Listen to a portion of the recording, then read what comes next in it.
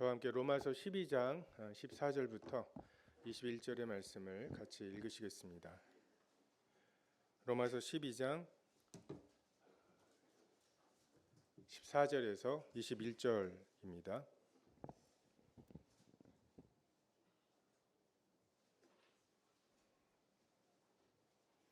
찾으셨으면 14절부터 같이 읽겠습니다. 시작. 너희를 박해하는 자를 축복하라. 축복하고 저주하지 말라. 즐거워하는 자들과 함께 즐거워하고 우는 자들과 함께 울라. 너희 마음을 같이하여 높은 데 마음을 두지 말고 도리어 낮은 데 처하며 스스로 지혜 있는 채 하지 말라. 아무에게도 악을 악으로 갚지 말고 모든 사람 앞에서 선한 일을 도모하라. 할 수 있거든 너희로서는 모든 사람과 더불어 화목하라. 내 사랑하는 자들아, 너희가 친히 원수를 갚지 말고 하나님의 진노하심에 맡기라. 기록되었으되 원수 갚는 것이 내게 있으니 내가 갚으리라고 주께서 말씀하시니라. 내 원수가 줄이거든 먹이고 목마르거든 마시게 하라. 그리함으로 내가 숯불을 그 머리에 쌓아 놓으리라. 악에게 지지 말고 손으로 악을 이기라.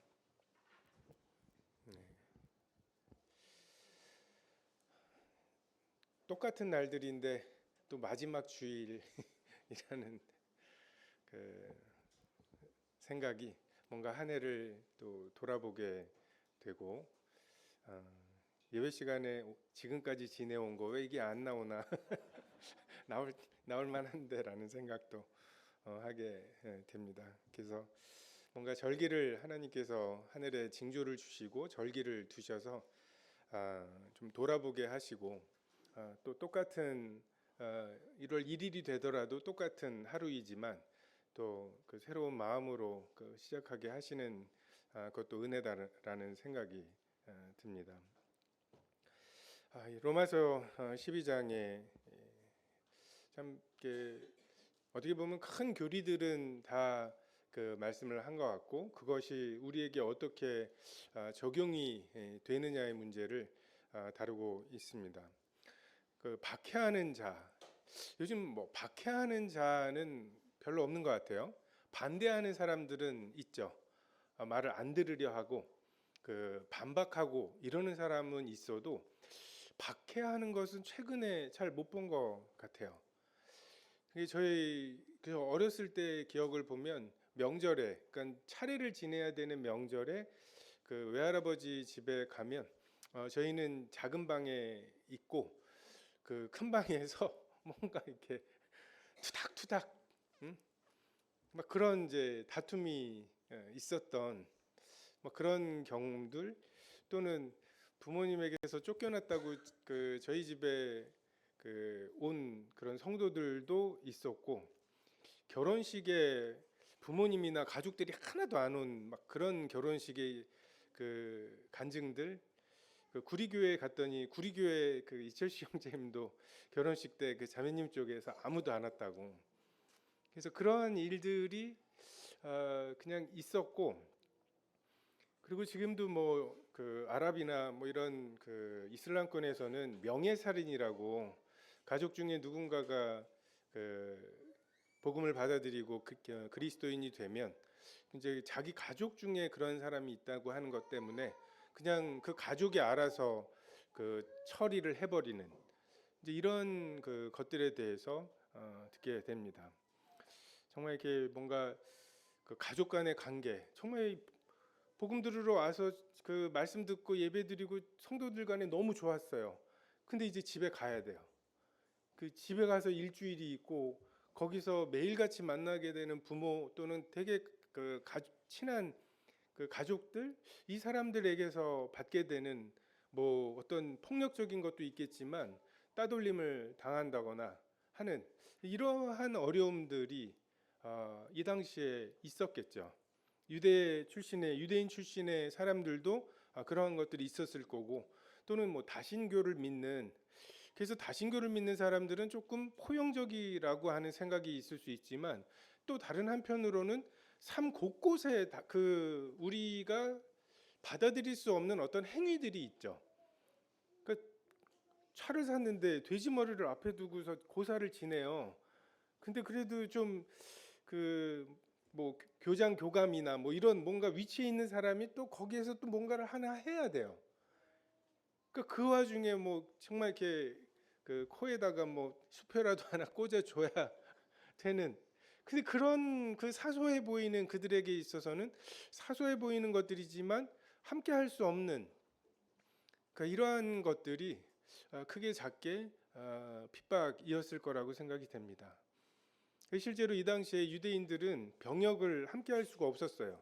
군인으로서 복무하기가 그 공동체 단체 생활, 그리고 전쟁에 나가기 전에 뭐 그 로마가 섬기는 어떤 전쟁의 신, 뭐 이런 신에게 드리는 어떤 제의가 있겠죠. 제사 의식이 있고 그런 것에 함께 할 수 없었기 때문에 유대인들은 그냥 그 당시에는 뭐 그 자원 입대이기 때문에 뭐 징병은 아니어서 문제는 없었지만 어쨌든 피 흘려서 로마를 그 지키지 않는 그 사람들이다라고 하는 낙인이 찍혀 있었던 것처럼 이 로마 교회 성도들도 그러한 면들이 분명히 있었을 것입니다.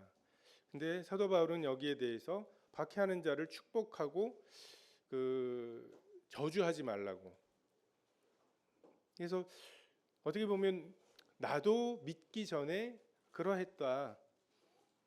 이해하지 못하면, 이게 경험되지 못하면 그럴 수 있다라고 하는 생각에서 나오는, 그래서 저주하지 않는 수준까지는 모르겠는데 축복하기까지 하는 거, 정말 그들이 예수님을 알게 되기를 기도하고 그냥 그 핍박을 당하되 그것이 뭔가 대신 맞대어서 뭔가 반응하지 않는 이러한 것들에 대해서 사도 바울이 요구하고 있습니다. 15, 16절에 보면 즐거워하는 자들과 함께 즐거워하고 우는 자들과 함께 울라. 서로 마음을 같이하여 높은 데 마음을 두지 말고 도리어 낮은 데 처하며 스스로 지혜 있는 채 하지 말라. 핵심은 마음을 같이 하는 것입니다. 그러니까 우리가 정말 남녀노소 정말 뭐 공통점이 없는 사람들이 함께 모여 있습니다. 어떻게 지금 이 로마 교회에 있었던 유대인과 이방인 출신의 그리스도인, 그 출신에 따라서 생기는 다름과도 같이 우리에게는 예수 그리스도라고 하는 것 외에는 다른 공통점이 없는 사람들이죠. 이 사람들이 어떻게 하나가 될 수 있을까? 그냥 무슨 협정을 맺어요? 어떤 부류가 나 그러면은 애찬 시간에 이런 음식까지는 내가 허용할 수 있겠어. 그러면 이런 음식은 넣지 않기로, 뭐 이런 서로 간에 무슨 협정을 맺고 뭐 여기까지는 되고 그러면은 요 행사는 요렇게 진행하기로, 이렇게 해서 되는 것이 아니라 마음을 같이 하는 것. 근데 마음을 같이 하는 것은 낮은 사람에게 높은 마음을 같이 하자고 말할 수는 없습니다. 그냥 높이 있는 마음을 낮추어서 맞추는 수밖에는 없죠. 즐거워하는 자들의 즐거움이 나의 즐거움이 되고, 그리고 우는 사람의 그 눈물이 나의 눈물이 되도록, 그러니까 마음이 연합되는 것을 대신할 만한 하나됨은 없습니다. 그래서 정말 마음을 같이 하는 것, 정말 그 서로의 그 슬픔과 기쁨이 나의 슬픔과 기쁨이 되는 이것. 근데 그 핵심은 마음을 낮추는 것이죠. 우리는 왕궁에 있는 부드러운 옷 입은 사람들에게 우리의 수준을 맞출 수 없습니다.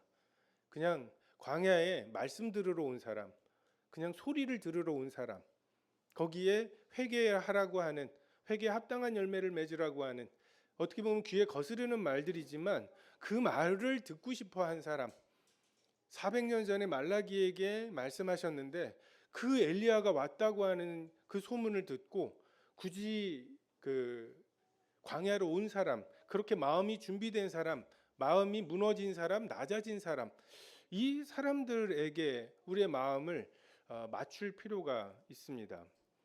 뭔가 나는 완벽하고 거기에 내가 한 2% 정도 부족한 것을 첨가해 주면 좋겠다라고 하는 사람들, 그런 사람들에게, 부드러운 옷 입은 사람을 찾으러 온 사람들에게 그 부드러운 옷 입은 사람이 있다라고 말할 필요는 없습니다.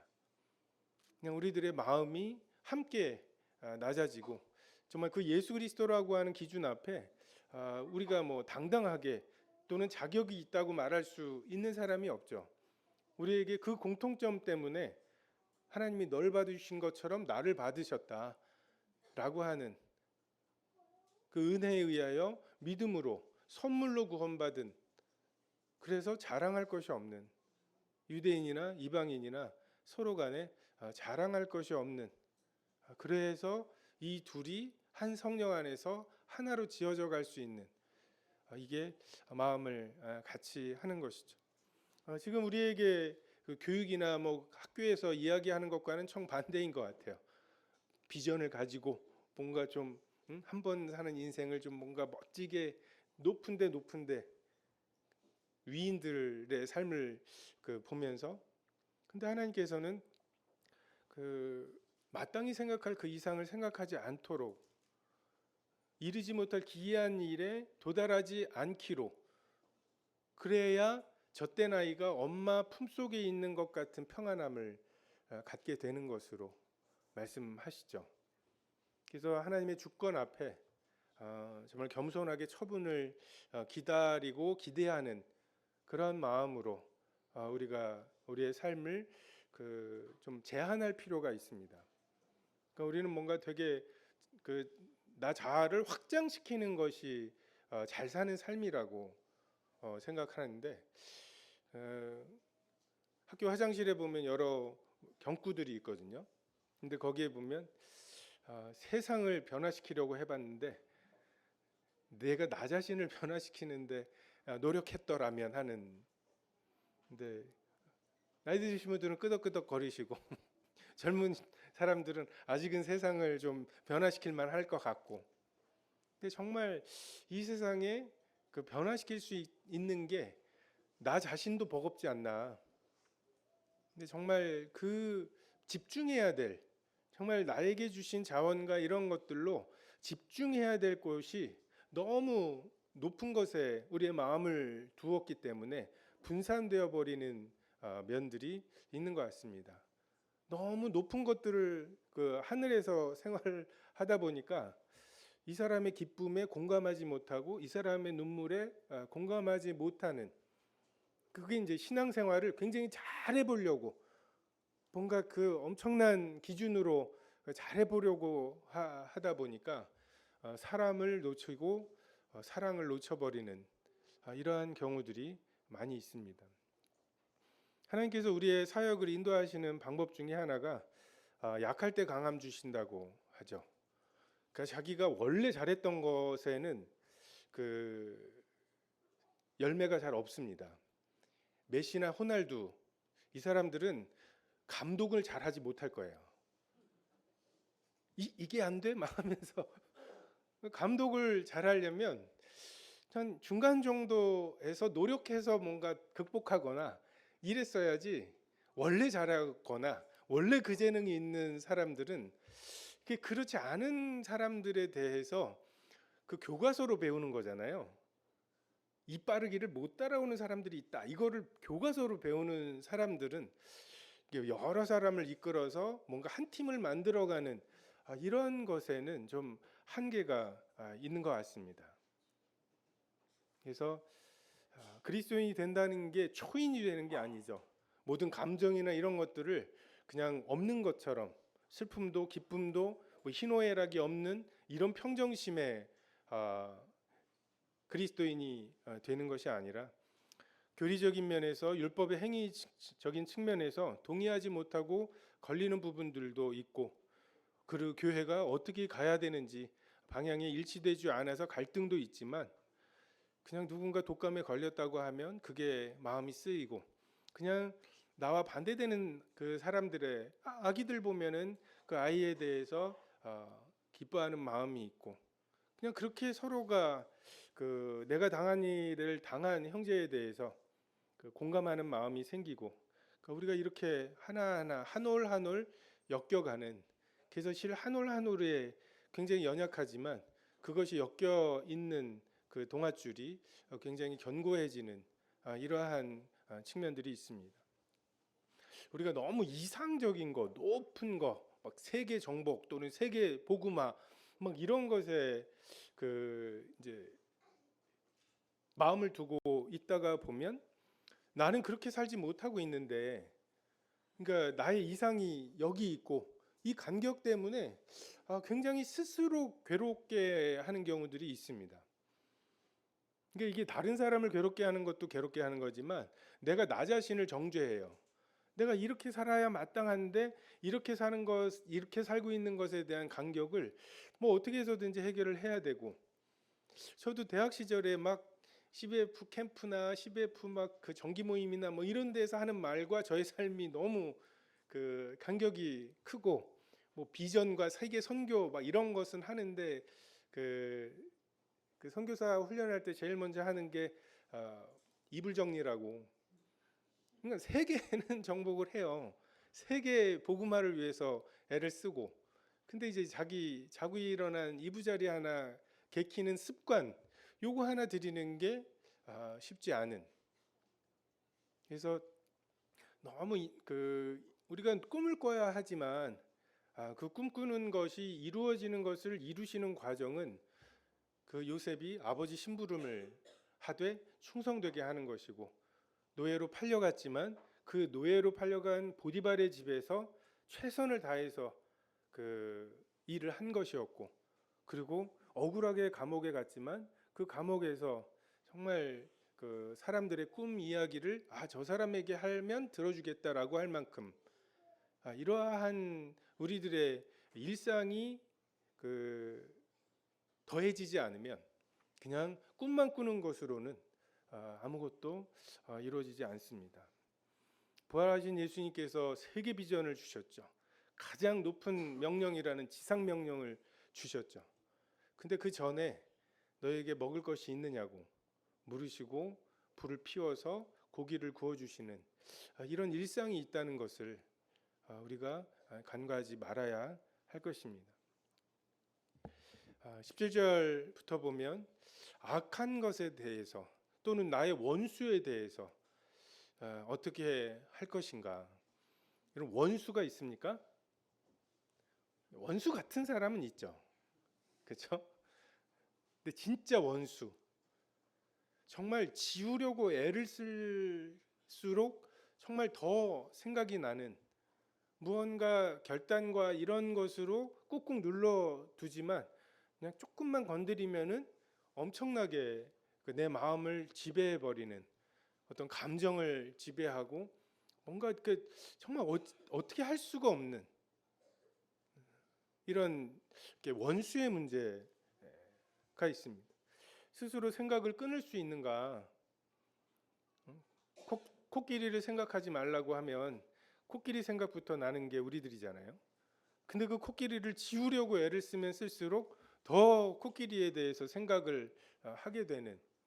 그래서 불교가 어쨌든 이것으로 그 마음을 가라앉힐 수 있다라고 생각하지만 우리들의 삶에서 경험하는 것은 그럴 수 없는 거죠.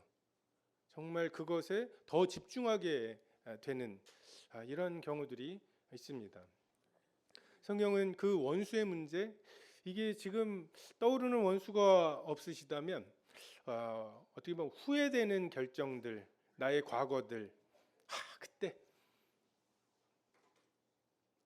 그래서 그 후회가 계속해서 나를 괴롭히는 이런 경우들이 있죠. 여러분, 10만 원을 잃어버린 거랑 10만 원을 허비한 것은 다르다고. 10만 원 가지고 엉뚱한 걸 샀어요. 이거는 10만 원어치만 좀 충격을 받습니다. 근데 10만 원을 잃어버리잖아요. 그러면 한 50만 원어치의 충격을 받는 것 같아요. 왜요? 10만 원 쓸 일이 생길 때 그 10만 원. 자, 첫 번째 그 아쉬울 때 10만 원 쓴 거예요. 근데 두 번째 또 10만 원이 아쉬울 때 또 10만 원, 또 10만 원 해가지고 한 5번 정도 그 10만 원을 쓰더라고요. 그러니까 뭔가 내 마음에 우리는 과거에 내가 그렇게 했더라면 좋았을 것 같은, 왜요? 그렇게 안 한 결과는 지금 보고 있잖아요. 안 좋잖아요. 그래서 그때 그 결정을 A라고 하지 않고 B라고 했으면 얼마나 좋았을까? 정말 좋았을까요? 정말 좋기만 했을까요? 우리가 이런 좀 착각을 합니다. 우리가 역사에서도 그런 가정들을 많이 하죠. 어떤 그 사건이 있을 때 그 사건이 이렇게 했으면, 뭐 히틀러가 태어나질 않았더라면, 1차 대전 때 죽었더라면, 그러면 이 세상이 지금보다 훨씬 더 좋아졌을까요? 그 사람이 일으켰던 그 비극이 정말 없어졌을까? 우리가 과거에 우리가 했던 어떤 결정들에 대한 막 그래서 빙글빙글 돌면서 다시 그 결정으로 돌아가고 그 10만 원, 그 10만 원 이렇게 우리 마음이 정리되지 못한 채 근데 그 사람 그 남자랑 결혼했어도 그 여자랑 결혼했어도 결국 평균 정도로 사셨을 거예요. 그러니까 그 결정이 그렇게 결정적인 결정은 아닐 수도 있다는 거죠. 근데 우리는 자꾸만 그런 그 과거에 어떤 것에 매여 있고 뭔가 하나님께서 우리에게 맡기신 일들이 있고 해야 될 일들이 있는데 사탄이 자꾸만 그러한 것으로 너에게 악을 행한 사람들에 대해서 너에게 원수인 사람들에 대해서 그 분노에 가득 차게 만들고 하나님께서 이것으로부터 우리를 해방시키려고 자유롭게 하시려고 하십니다. 첫 번째로 이 원수에 대한 문제를 해결하는 방법은 공의로 심판하시는 분이 있다. 원수 갚는 것이 하나님께 있다. 그 사람이 나에게 악을 행한 것이 나도 그 사람에게 악을 행할 권리가 있다라고 하는 착각을 합니다. 그래서 그 많은 사람들이 기독교에서 하나님이 우리 죄를 용서하신다는 개념에 대해서 아니 내가 저 사람한테 잘못했으면 저 사람에게 용서를 받아야 되는 거고 또 저 사람도 나에게 용서를 받아야 되는 거지 왜 하나님이 그런 것을 용서하시느냐는 거죠. 아니 저 사람이 내 발을 밟았으면 저 사람이 나한테 미안한 거지 하나님이 내가 네 죄를 용서한다라고 할 권리가 발 밟힌 나에게 있다라고 생각을 합니다. 근데 모든 죄는 하나님에게 짓는 거예요. 우리가 이것에 대해서 인정할 필요가 있습니다. 모든 죄는 하나님의 성품에 저촉되는 것이고 그래서 모든 죄는 하나님 앞에 짓고 하나님 앞에 책임이 있고 그래서 용서하심이 하나님에게만 있습니다. 물론 예수님께서 예물을 드리려다가 원망 드릴 만한 일이 있는 줄 생각나거든 예물을 제단 앞에 두고 먼저 가서 화해하고 그 후에 와서 예물을 드리라고. 죄 용서를 받았다고 하는 사람들의 태도가 내게 뭔가 원망할 만한 일이 내가 그 일을 저지른 적이 있다면 그 사람에게 가서 해결해야 된다고 하는 말씀을 하시죠. 근데 그 해결하는 것이 죄 용서에 관련된 것이 아니라는 거예요. 죄 용서 받았기 때문에 하나님 앞에서 내가 그 사람과의 관계도 회복해야 된다는 말씀이시죠. 모든 죄는 하나님께서 갚으시고 심판하시는 권리도 하나님에게 있으시다. 내가 죄 짓고 나서 네가 나한테 그럴 권리가 없어. 그런 권리는 하나님에게만 있어. 이렇게 말하라고 지금 드리는 말씀이 아니라 내가 갚을 그 자격이 있다고 또는 권리가 있다라고 생각하는 그것에 대해서 하나님에게 있다고. 나에게는 이것을 갚을 권리가 없다고. 하나님께서는 그 말씀을 하시죠. 하나님이 우리를 정하다고 하셔서 우리가 정해진 거 아니에요. 그래서 우리가 의롭다 칭함을 받은 자이지 않습니까? 그럼 하나님께서 그 사람도 그렇게 말씀하시면 그렇게 되는, 하나님이 깨끗하다고 말씀하시는 것을 내가 부정하다 하지 말아야 하는, 이게 나에게 유익이 되는 대로 하나님이 정하다고 하셨으니까 나는 정해, 나는 의로와 라고 주장하면서 저 사람을 하나님이 의롭다고 말씀하신 것에 대해서 이건 아니지, 이거는 공정한 게 아니지 라고 말하는 것은 내 기준으로 선악을 구별하는 거죠. 하나님의 그 은혜로우심, 칭의, 의롭다고 칭하시는 권세를 나한테 그 기쁨이 되고 유리할 때에는 받아들이고, 그렇지 않을 때에는 공정하지 않다라고 말하는 것, 이건 죄에 대해서 죽은 자의 태도가 아닙니다. 상한 갈대를 꺾지 않으시고 꺼져가는 등불을 끄지 않으시듯 우리를 기다리셨잖아요. 우리를 봐주셨잖아요. 그 사람도 그렇게 하실 수 있다는 거죠. 저 원수를 왜 저렇게 내버려 두시는지 이건 너무 분명하지 않아요? 하면서 굉장히 우리도 분명했어요. 우리도 아예 꺼진 그 등불이었고, 야 저거 다시 살겠냐 싶은 그런 거였다고요. 정말 곰이나 사자 입에 이미 들어가서 있던, 근데 거기서 뼈다귀를 건져내시는, 그렇게 해서 우리를 기다리셨고 우리를 봐주셨던 것처럼 하나님께서 내 원수를 그렇게 봐주시고 그의 시한까지, 정말 그 악한 자가 악한 날에 소용이 되듯이 그냥 내버려 두시는 것에 대해서 우리가 받을 필요가 있습니다. 불교에 그냥 마음을 가라앉히는 이런 것과 성경이 말씀하시는 것의 가장 큰 차이는 이 인격이 있으시다는 거죠. 심판하시는 분, 공의로 심판하시는 분. 아니 우리가 억울해도 예수님만큼 억울하겠습니까? 근데 예수님께서 그 억울함을, 그 고난을 어떻게 참으셨습니까? 공의로 심판하시는 분에게 의탁하심으로 해결하셨던 것처럼 우리가 그러할 필요가 있습니다. 우리가 우리에게 죄 지은 자를 사하여 준 것 같이 우리의 죄를 사하여 달라, 이 주님께서 가르치신 기도문에 나오는 이 의미가 그런 의미이죠. 나는 용서받았어. 하지만 널 용서 못해.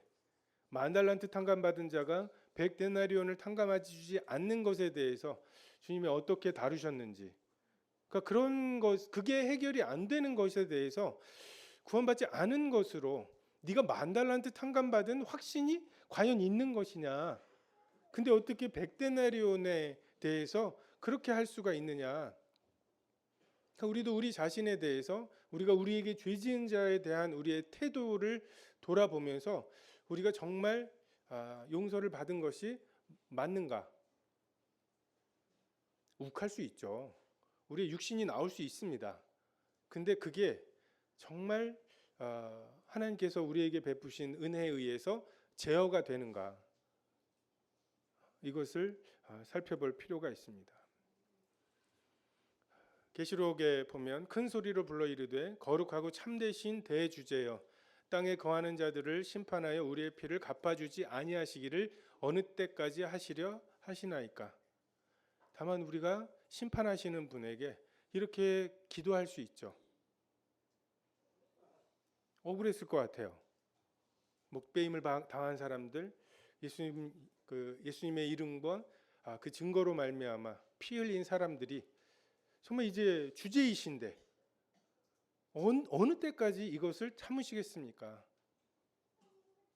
우리가 이렇게 하나님께, 심판하시는 분에게 구하고, 그때 하나님께서 피가 더 흘려져야 된다고, 잠시 기다리라고, 그럼 기다리는 거죠.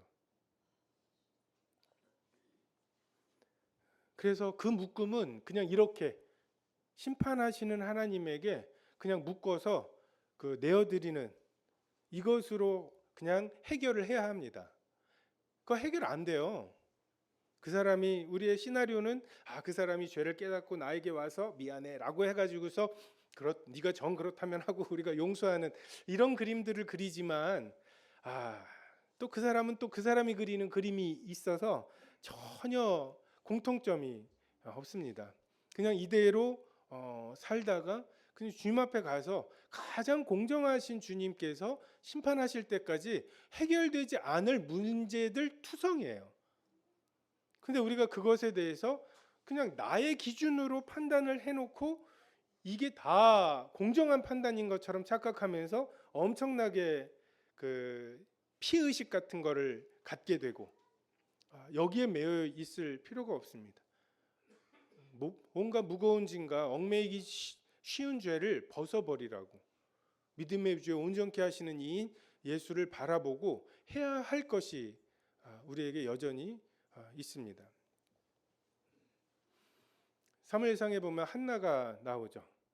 이 한나가 한 방법들이 우리에게 필요합니다. 한나가 대답하여 이르되 내 주여 그렇지 아니하나이다. 나는 마음이 슬픈 여자라.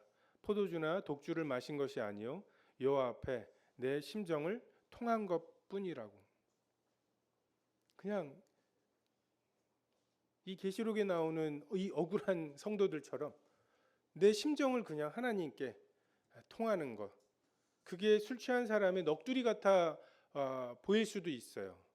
근데 어쨌든 우리 속에 소화할 수 없는 그런 것들을 내가 움켜쥐고 살고 거기에 매여 있지 마시고, 그냥 이거는 묶어서 하나님께 공의로 심판하시는 분에게 내어드리고, 또 나는 나의 하루를 나에게 주신 또 다른 일들을 할 필요가 있습니다. 우리 시편에 있는 109편에 있는 말씀을 한번 같이 보시겠습니다. 시편 109편 4절부터입니다.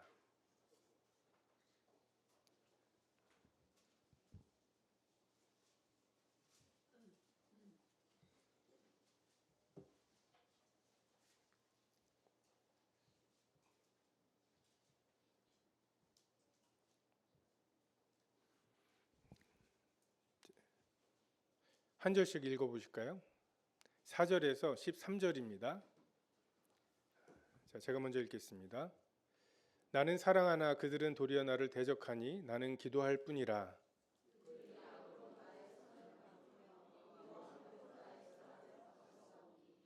악인이 그를 다스리게 하시며 사탄이 그의 오른쪽에 서게 하소서.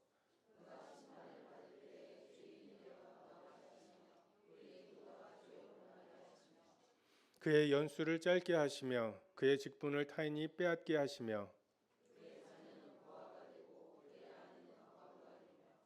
그의 자녀들은 유리하며 구걸하고 그들의 황폐한 집을 떠나 빌어먹게 하소서.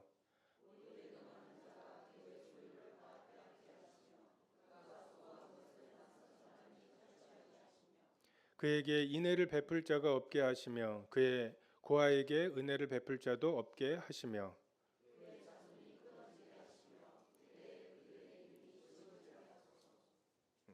이게 다윗의 시예요.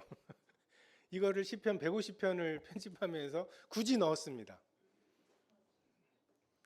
가식이 없죠. 그냥 이 심정이면 그냥 이 심정으로 하나님께 드리는 것이, 그 통회한 심정으로 이게 가능해야 되지 않나. 이게 다윗의 심정이었고, 그 심정을 부정하면서 하나님께 나아가지는 않습니다. 그냥 심정을 통한 것이죠. 그냥 공의로 심판하시는 분에게 이렇게 기도하고 뭐 빌어먹게 하소서 뭐 이런 거. 정말 원수로 인한 어려움이 있으실 때 시편 109편을 한번, 우리가 이거 아닌 척 해야 되나요? 우리가 이런 마음을 다 해결을 하고 하나님께 나와야 하는가? 하나님께서는 하나님께 나의 문제를 해결한 다음에 해결해서 예쁘게 된 이 선물을 가지고 하나님께 나아가야 하는가? 아니면 나의 문제를 해결하지 않은 채로 나아가야 하는가? 그냥 주님 앞에 내 문제를 가지고 나아가서 함께 해결하는 거죠. 나 저 인간 이렇게 생각합니다. 라고 하는 말을 그냥 속으로 끙끙 앓고 왜 이런 마음이 생기지? 라고 하는 것 때문에 애통해하고 뭐 고민하고 이러지 말아야 되는데, 그래 하지 말아야지, 사랑해야지, 사랑 이러다가 조금만 턱 치면은 또 그냥 하나님 앞에 내 마음이 이러이러합니다, 이렇게 억울합니다. 불교와의 차이라니까요. 불교는 우주에다 얘기하는 거예요. 그 석가모니가 실제로 듣거나 뭐 반응하지 않습니다. 근데 공의로 심판하시는 그 하나님께서 우리의 기도를, 이 시편을 들으신다는 거죠. 이 원수가 어떻게 되는지 모르겠어요. 근데 우리의 그 기도를 드릴 곳이 있다. 우리의 이 해결할 수 없는 우리의 마음을 그 하나님께 내어드릴 그런 하나님이 계시다. 그 하나님은 잘 차려진 식사에 초대받는 것을 원하시는 것이 아니라 그 함께 장을 보는 것부터 그 요리를 하고 식사를 하고 설거지를 하는 이 모든 과정에 우리와 사귐을 원하시는 분이죠. 섬김을 받으시는 분이 아니라 친히 생명과 호흡과 만물을 주시는 그분을, 그러니까 그 어깨에 있는 먼지를 닦아줘야 되는 이런 우상을 섬기는 방식과 정말 살아계신 하나님을 섬기는 것은 전혀 다른 방식을 요구합니다. 이 원수의 문제를 그럼 궁극적으로 어떻게 해결을 하게 될까? 김정은이 회개할까요? 미안하다 라고 하고 그걸 기다리고 그게 해결일까? 범죄 후에 아담과 하와가 어땠을까요? 너 때문이야! 정말 따먹기만 하면 먹기 좋고 보기 좋은 열매들로 가득 차 있는 그 에덴 동산에서 따먹기만 해도 됐던 때에서 웬 잡초들은 이렇게 그 왕성한지 그거 다 걷어내야 되고 뭔가 먹을 만한 거 하나를 얻으려면은 굉장히 이마에 땀이 흘러야 되는, 그래서 그 경험을 할 때마다 그때 그걸 왜 먹었을까? 라고 하는 자기 자신에 대한 자책, 그리고 그 여자 원망. 그 원망이 어디까지 갑니까? 하나님이 주셔서 내게 주신 여자가 줘갖고 어떻게 나 혼자 잘 살고 있었는데 라고 하는 이 쳇바퀴를, 그래 내가 또 하나님께 원망하는 건 또 아니지, 이렇게 또 가다듬었다가 또 힘들면 또다시 그 쳇바퀴가 도는, 여기 갇혀 있는 거예요. 여기서 내 스스로 나올 수가 없습니다. 근데 이 순환을 끊으시는 하나님의 방법은 여자의 후손에 대한 약속이죠.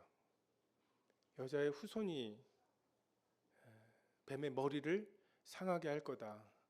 이 낙원을 다시 회복시켜 줄 거다.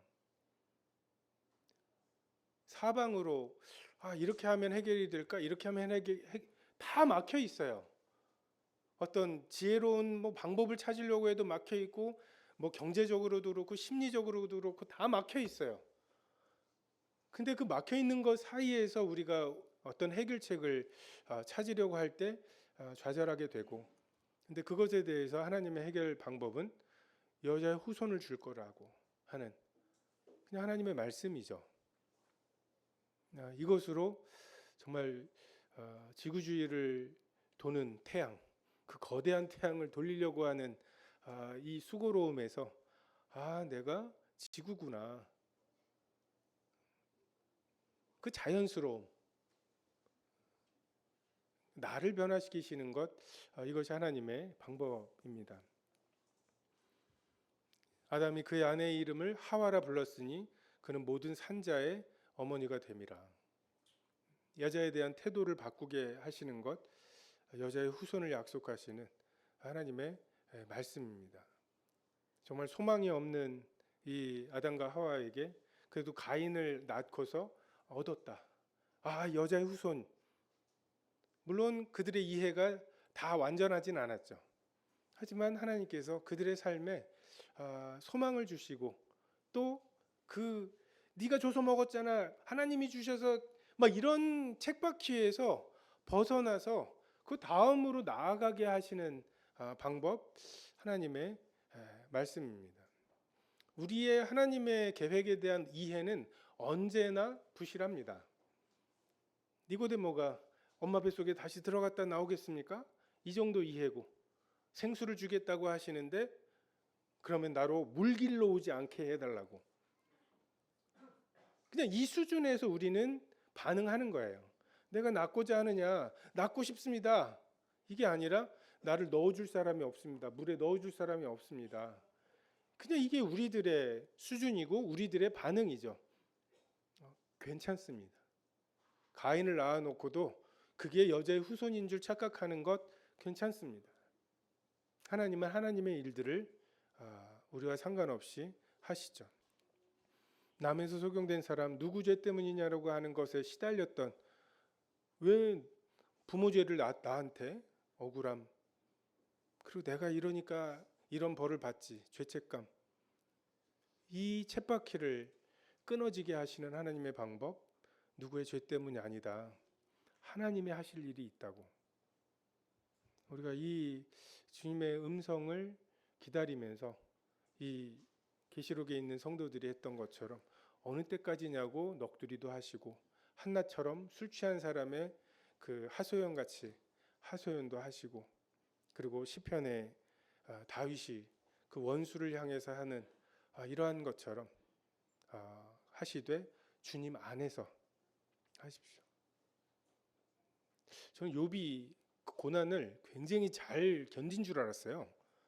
욥에 대한 얘기들 할 때 보면, 그리고 야고보서에도 보면 욥의 삶에 대한 요약을 보면 욥이 굉장히 인내한 것으로 나오잖아요. 근데 실제로 읽어보면 엄청난 불평이죠. 괜히 태어나가지고 말이야 하면서 그냥 그걸 하나님 앞에서 하는 거. 어디 딴 데 가고 저주하고 너도 죽으라고 하는 그 말에 따라서 나한테 이렇게 하시는 하나님, 난 하나님하고 상관없이 이렇게 하지 않고 그 하소연과 모든 것을 그냥 하나님 앞에서 하는 것, 이것에 대해서 하나님께서 욥을 인내한 욥이라고 말씀하십니다. 어떻게 하면 이렇게 끝까지 인내할 수 있을까? 갈 데가 없어야 돼요. 하나님을 떠나서 갈 데가 없는 사람만 끝까지 남고, 갈 데가 없어야, 다른 방법이 없어야 개 취급을 당해도 그냥 말 걸어주신 것이 감사해서 주여 올소이다 라고 그냥 반사적으로 나오게 되지, 받아주시면 좋은데 하면서 어디 갈 데가 있는 사람들은 그게 안 돼요. 그냥 눈을 뜨고 있어가지고 그 예수님을 스스로 찾아갈 수 있는 사람은 절박함이 없죠. 근데 구걸하다가 예수님이 가까이 계신 그 웅성거림이 점점 잦아드는, 이 사람에게 있는 다윗의 자손 예수의 나를 불쌍히 여겨 주십시오, 이 외침, 이것으로 하나님께서 우리 마음을 다루십니다. 욕하면서 담는다고 하죠. 큰바위 얼굴이 좋은 것에서만 큰바위 얼굴이 아니라 안 좋은 것에서도, 우리가 원수에 대해서 왜 나에게 악을 행한 사람들에게 매이지 말아야 되는 이유 중에 하나가 우리가 가장 혐오하는 그 사람들을 가장 많이 생각한다는 거예요. 그리고 어느덧 그 사람들을 닮아가고 있다는 거죠. 그래서 하나님께서 그것을 끊어내기를 원하시는 거예요.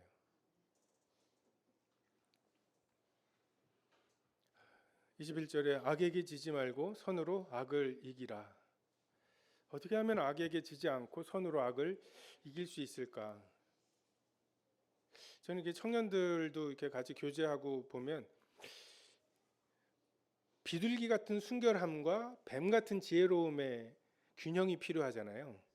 근데 청년들을 보면 이 뱀 같은 지혜로움에 이게 첨가돼야 될 경우들을 많이 봅니다.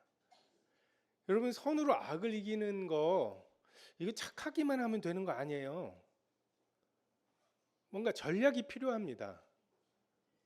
세상 사람들과의 관계, 직장 생활, 이것에 대해서 너무 이렇게 좀 순진무구한 으로만 승부하는 거, 인간관계를 어떻게 대해야 되는지, 성경에도 보면 분을 내어도 죄를 짓지 않는, 그러니까 우리 속에 분이 일어나는 것 자체를 가지고 싸우거나 하는 것은 되게 소모적인 것인 거죠. 하나님께서 주신 어떤 한계가 있습니다. 윗사람에 대해서는 뭐 그냥 순종해만 해야 되는가? 제가 청년 때 그 박준영 제님이 그 이제 가르치시는 막 그런 내용들을 보면, 어른들한테 할 때에는 단정적으로 말하지 말고 묻듯이 하라고. 아, 이게 이런 건가요? 라고 여지를 드리고 묻듯이. 근데 그냥 뭔가가 하면 그 얘기를 들으면 그것에 대해서 혼자 끙끙끙 알아요. 위에서 말한 사람은 그런 상황인 줄 몰라서 말한 건데, 근데 거기다 대고서 뭔가 얘기하는 게 굉장히 뭔가 안 되는 것처럼, 우리 이런 말들을 지혜롭게 하는 것, 죄를 짓지 않는 범위 내에서 하는 법, 이런 것들에 대해서 구체적으로 배울 필요가 있습니다.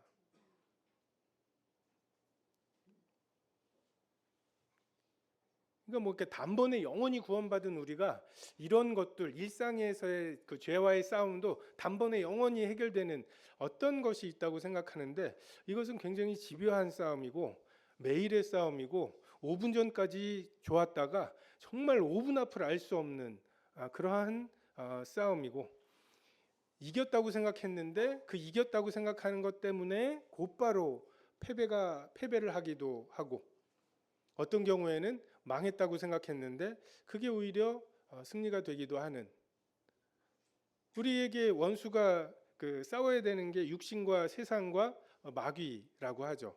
육신과의 싸움은 피하는 거죠. 육신의 정욕은 뭐 싸우고 어디 보자 라고 해서 말 섞고 할 게 아니라, 요셉이 겉옷을 벗어놓고 도망치듯이 싸우는, 도망치는, 이게 육신의 정욕과의 싸움의 핵심이고, 세상과는 타협하지 않는 것, 이것이 세상과의 싸움의 핵심이고, 또 마귀는 대적하라고 하시잖아요. 이런 싸움들이 어떠한 싸움인지, 어떻게 싸워야 하는지,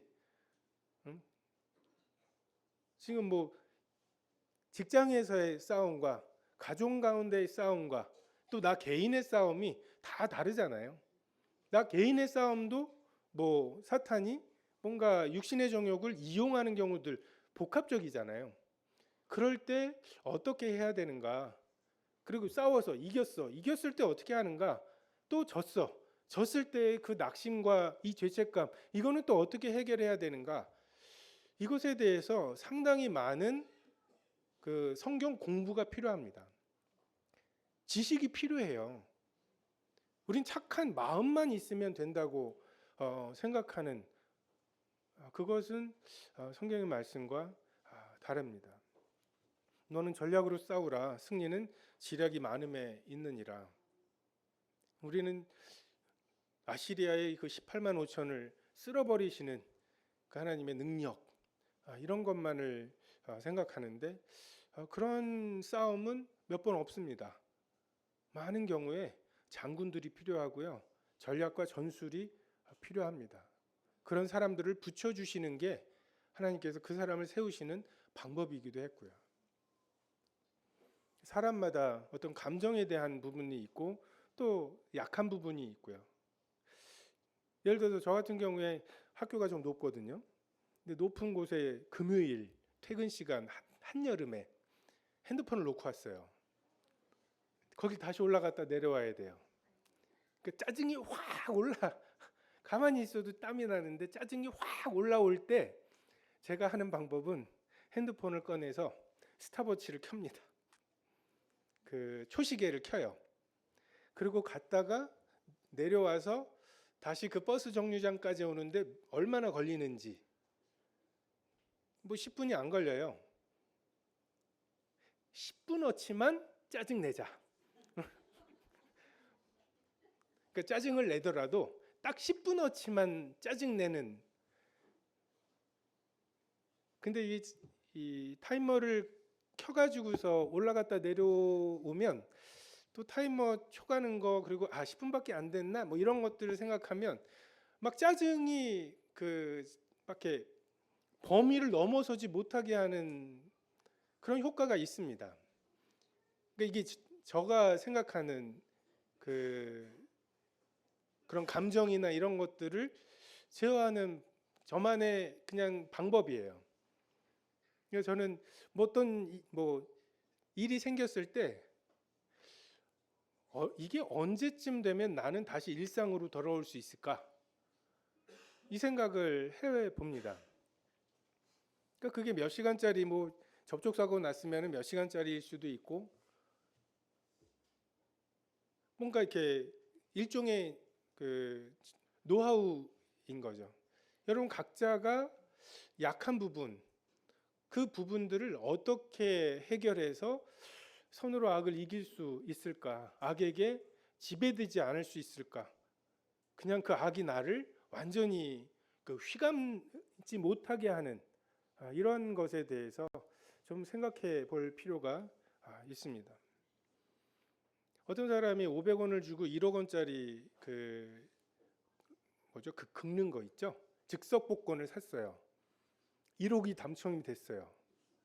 근데 그날이 5월 31일이었는데 일요일이었고 6월 1일 날 당첨금을 타러 갔더니 이거 언제 샀는지 모르겠다고 하면서 당첨금을 안 줘요. 소송까지 갔는데 결국 졌어요. 자, 그 법원을 나오면서 500원을 잃었다. 사실 그 사람의 손해는 500원인 거거든요. 안 그러십니까?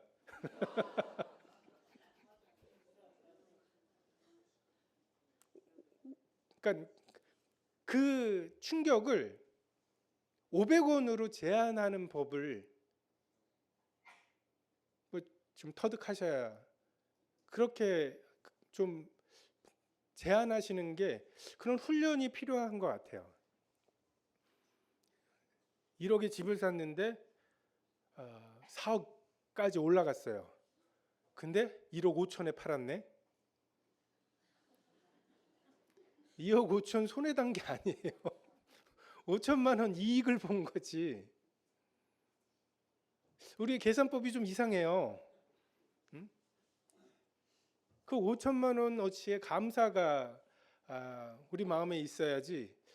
2억 5천 왜 이러셨어요? 팔기는 자기가 팔았으면서 1억 5천을 왜 가만히 있었어도 됐는데 막 하면서, 그럼 가만히 있지. 자기가 다 해놓고는 하나님에게 왜 이러셨냐고 하는 원망을 하는 거.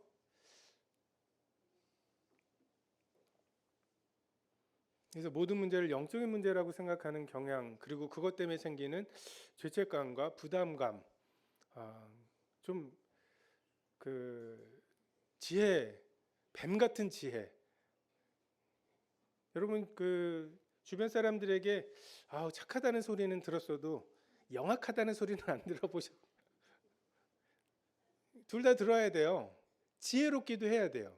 물론 그 지혜로움으로 나의 유익을 취하는 것이 아니어야 하겠지만, 비둘기처럼 순결함과 뱀 같은 지혜로움, 이 두 가지가 우리 삶에 균형을 맞추지 않은 채로 손으로 악을 이기는 거, 원수를 그리고 박해하는 자를, 우리 주변에 만나게 되는 많은 인간관계 어려움들을 그냥 결심하면, 그냥 꾹 참으면 해결되는 문제라고 쉽게 생각할 때 오히려 거기에 사탄이 틈탈 수가 있습니다. 우리가 그렇게 마냥 착하게 살 수는 없거든요. 그냥 그것에서 나오는 외식, 착한 척, 또는 착한 아이 신드롬 같은 거 있죠. 다 착해야 돼. 그러다 보니까 자기가 감당할 수 없는 어떤 일들을 떠안는다거나, 이런 부분들에 대해서는 막 버럭 화를 내고 막 이러는 것이 아니라 어떻게 지혜롭게 나의 이야기를 할 수 있는가? 그리고 그걸 했음에도 불구하고 그게 왔을 때 그럼 뭐 하나님의 그 뜻이라고 생각하고 감당할 마음, 이러한 것들의 준비가 필요하다고 생각이 됩니다.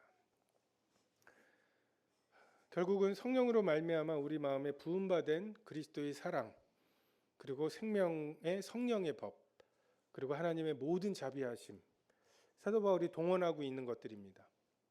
우리가 지금 로마서 12장에서 나오는 이러한 삶들을 살아갈 수 있는 원리가 결국은 하나님의 사랑이고 하나님의 모든 자비하심이고 우리 속에 두신 생명의 성령의 법, 그것이 요구되고, 그 모든 자비하심으로 너희를 권하노니 악에게 지지 말고 선으로 악을 이기라 라는 말씀이죠.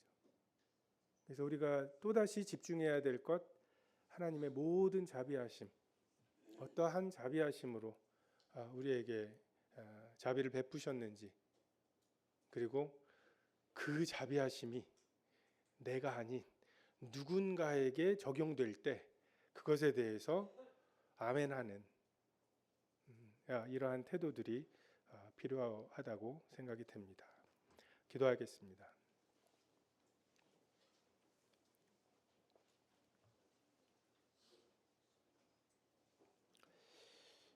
참 저희의 모든 삶과 행동의 기초가 참 하나님의 모든 자비하심인 것에 감사를 드립니다. 저희의 어떠함 위에 저희들의 삶을 세우지 않으시고 참 하나님 위에, 참 하나님의 그 의지 위에 저희들의 삶을 세워 가시는 것에 감사를 드립니다. 여호와의 열심히 결국 이 일들을 이루실 것을 생각하며 주님께 감사를 드립니다. 저희들의 한 해를 주님께서 아십니다. 좀 어떠한 결정들, 좀 후회되는 것들이 좀 주님 보시기에 어떠할지 저희가 다 알지 못합니다.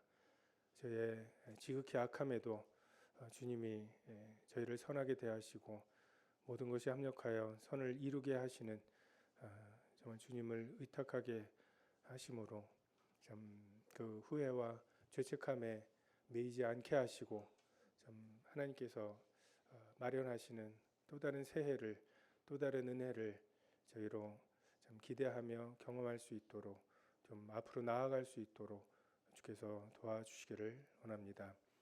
여기까지 함께 하시고 도와주신 것에 감사를 드리며 이 모두를 우리 주 예수 그리스도의 이름으로 기도했습니다. 아멘.